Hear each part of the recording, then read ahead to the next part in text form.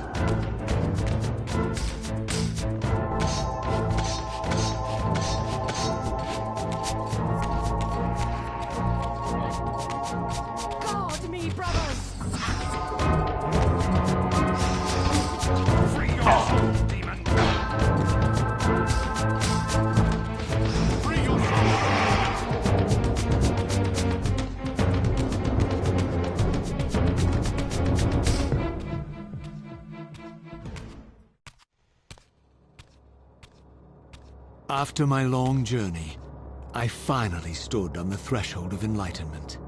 For here was Janos Audrin's mountain retreat, intact and unblemished. The upheaval that would one day topple this ancient edifice had not yet occurred. And while I had no certainty that Janos still lived, this scene boded well, for I presumed that the collapse of the retreat must have followed the ancient vampire's demise. There was only one obstacle: how to reach the balcony suspended at that maddening height, so far beyond my reach. For this was the architecture of winged creatures. The tattered ruins of my wings were of no use. I would need to devise some other means into that mountain.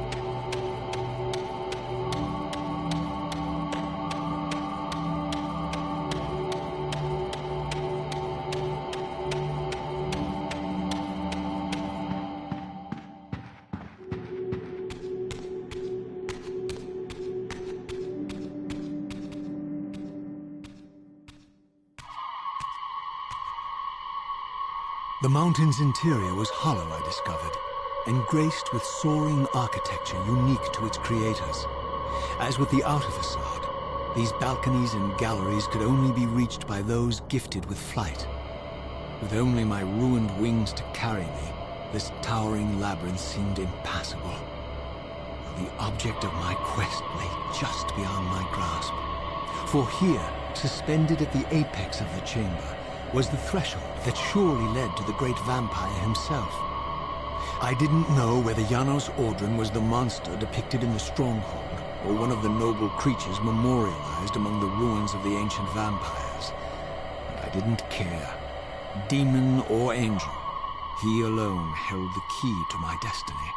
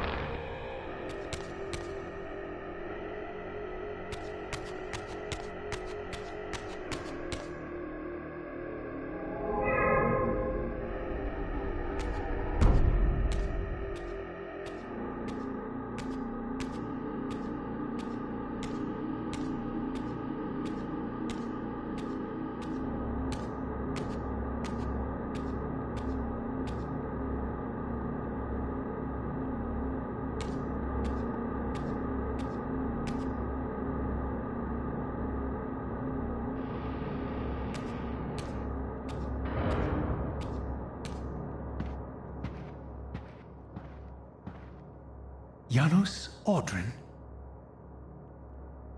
It is heartening after all these years to hear my name spoken without contempt. Raziel? My child, what have they done to you? I have been dragged through hell and back. All it seems to reach this moment. But I don't yet know why. For thousands of years I have waited, alone here, losing faith. At the time of the binding, 9 guardians were called to serve the pillars, and I was summoned as the 10th guardian, the keeper of the Reaver, the weapon of our salvation. Over time, our race died out, until I alone remained, sustained only by my obligation to you and by my guardianship of the blade. And the other 9? Why did their guardianship not sustain them? I don't know. As our race dwindled, the humans prospered. I have watched over the centuries as our history faded into myth and finally receded altogether. The humans have forgotten us entirely and claimed the pillars for themselves, wholly ignorant of their true purpose. To them, I am merely a devil, the origin of their vampire plague. Why would the pillars summon human guardians then, if they are meant to be served by vampires?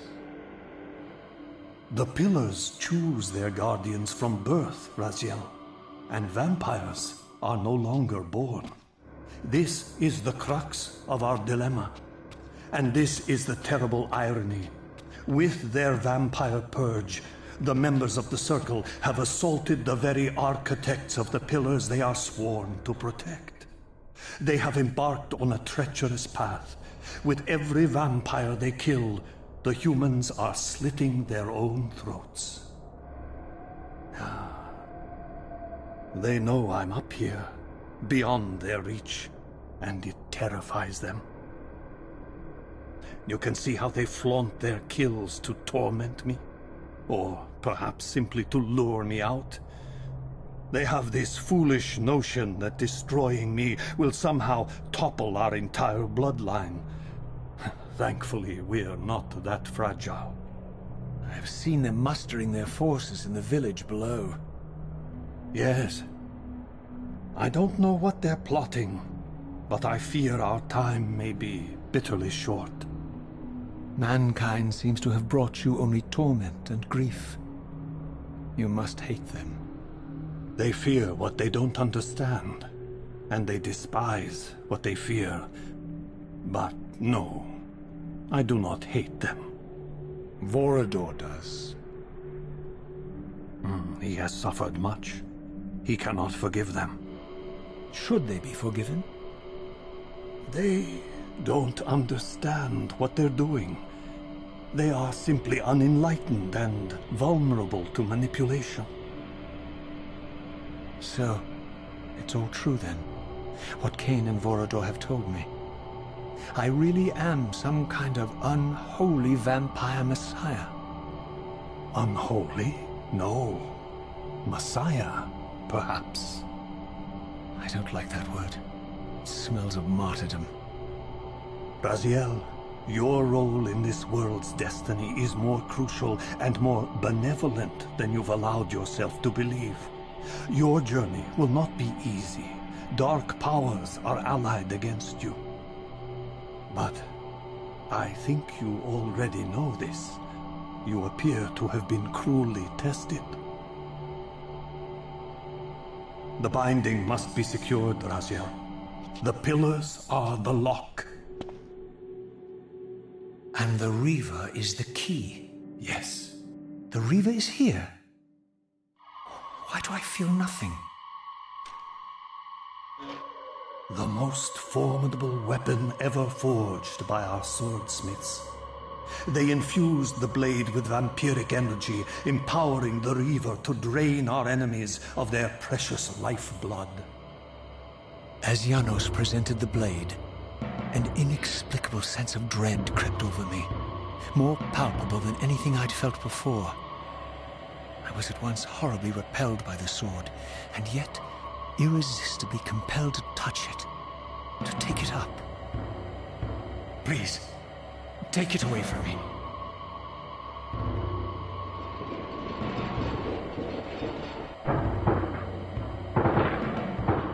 I fear you have been followed.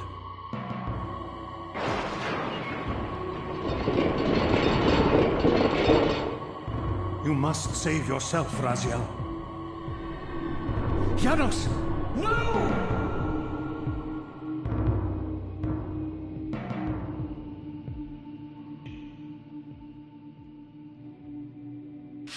My surroundings whirled sickeningly, and I found myself transported safely away from the ambush to an adjacent chamber. Janos had delivered me from the Sarafan, selflessly forfeiting his own safety to preserve my life.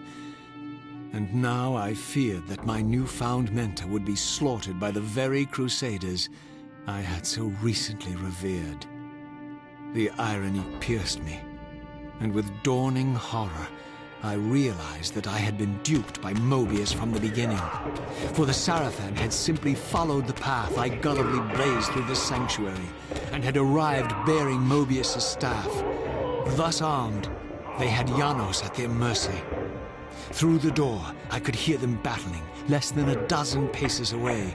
But it may as well have been 1,000 miles, for this barrier was sealed by elemental forces I did not possess. It seemed Janos had conveyed me into the heart of the fire shrine. I thought perhaps if I could galvanize the forge and imbue the Reaver in time, I might have a slim chance of saving Janos from his grisly fate.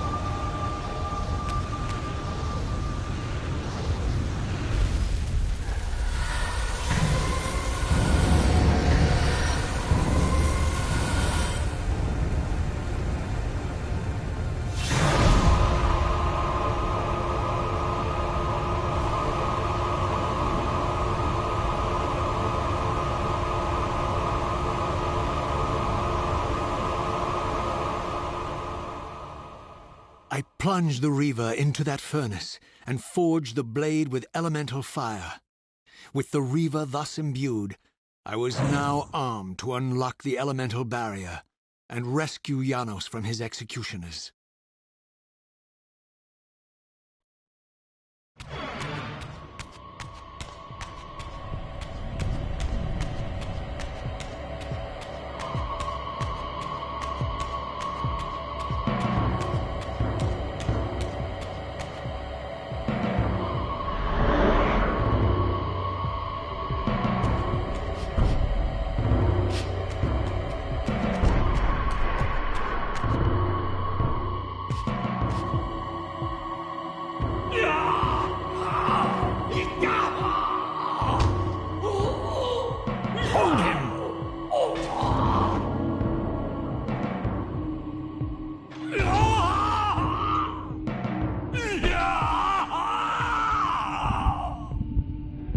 Look at his black heart! How it still beats!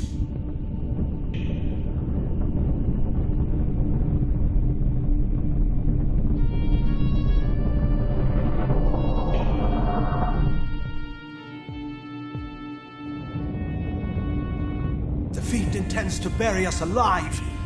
Raziel, we must get out of here! Remember the sword!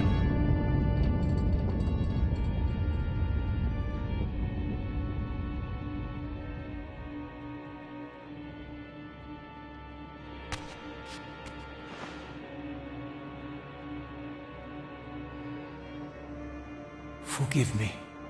I'm sorry. I failed you. No, Razia. Perhaps this was my true purpose. Simply to save your life this once. While I have taken yours. Embrace your destiny, Razia. You must reclaim the Reaver. It was forged for you and you alone. Without it, there is no hope.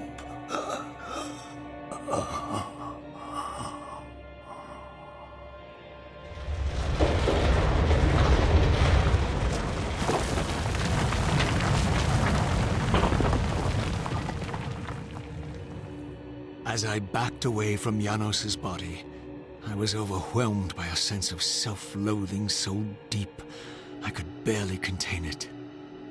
In that instant, I rejected all that I ever was, and embraced the role Janos had safeguarded for me so patiently throughout the centuries. I knew then what I had to do, the task for which I was uniquely prepared. I would pursue the Sarafan dogs to their loathsome fortress and avenge Janos Audrin's murder. Mobius would pay dearly for his treachery, and my Sarafan brethren would reap the horrors they had sown. I would retake the stolen Reaver, which was rightfully mine. And finally, when all these debts had been paid, I would reclaim Janos Audrin's heart from their filthy, unworthy hands. If the heart was truly imbued with the power to restore vampiric unlife, its highest purpose was clear to me. I would restore the heart to Janos, and thus undo the vile crime committed by my abominable former self.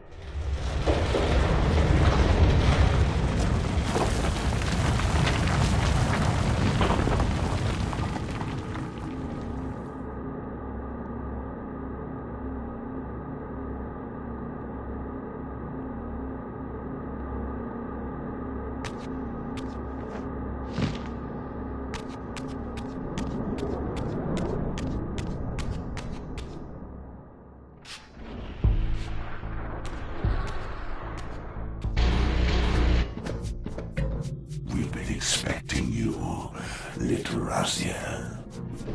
So, these demonic pests were not merely the product of Nosgoth's corrupted future, for here they were, hurtling back over 5 centuries to pursue me. These creatures, I suspected, were minions of the unseen forces that had hoped to control me. This was the tangible expression of their displeasure. These demons were unleashed as the penalty for my disobedience.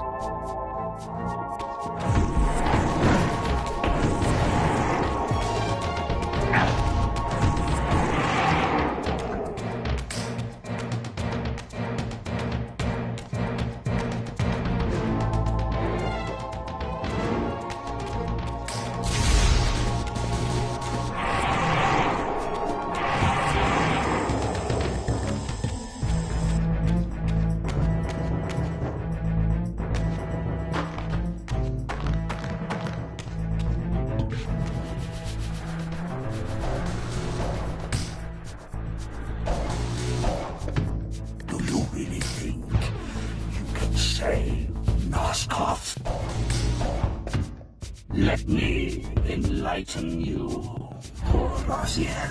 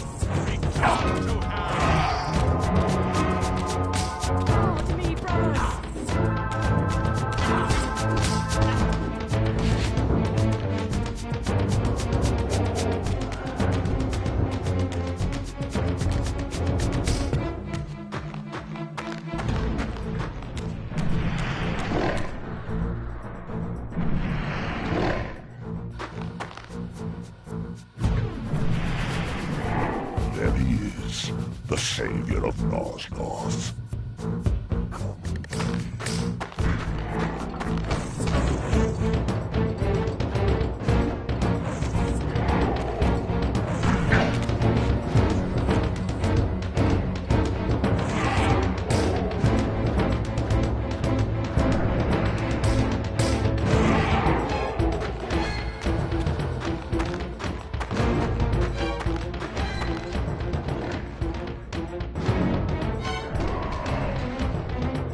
You